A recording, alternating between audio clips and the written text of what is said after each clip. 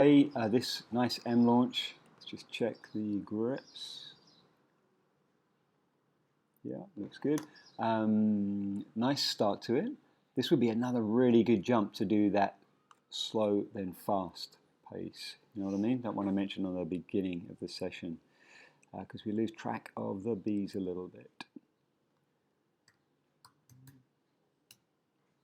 I feel like all of that came from a very, very cheated MC. So M, this is fine. This is still fine, but it's just super close with you guys. But if we can sustain that, let's have a look what goes on now. That's still good. Makes the E really nicely. If the B is that short. F, J. There we go. Super, super cheated. And then I don't know if that's a brain lock, but still good. E, F, J. Starting to back up a little bit. So yeah, that looks like a little brain lock from Felipe. So B, E, F. Yeah, it looks like he goes in to something and then realizing goes out, and now he's backing up a little bit. E, but back on track. That's good. Try and work the speed so the Fred and Manuel, you guys move at the same speed into that J and out of it.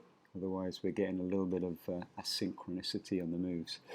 And then, if you guys get too tight on the B, yeah, it makes it almost impossible for these guys to get in.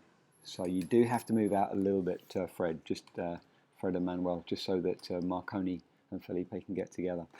But as I said, I feel like the slow pace, the slow page, fast page would be a good way to look at this random. And when I say fast, it's not fast as in speed drill fast, just quick, you know, just like off and on the grips quickly. Yeah, almost a speed drill.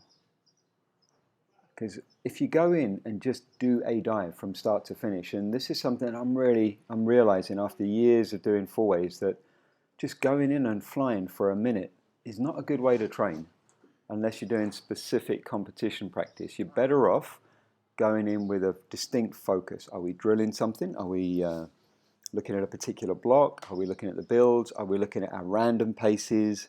You know, have a little bit more thought about what the goal is of each flight. You know, you can mix objectives. You can mix objectives through a session, like a session, I mean, you know, the 12 sessions or 9 sessions. You can mix objectives. You can do, this is going to be, we're going to do 3 drills, we're going to do 2 randoms, we're going to do some B slot stuff, but have a very clear focus for each flight. Right, we're going to do randoms, and we're going to learn it, then we're going to do a slow page, then we're going to do a fast page, so we can really work our anticipation, the geometry, rather than just going in and flying a random for a minute. That I think years and years of doing it, you just lose focus and you just end up going on autopilot. Keep the focus high.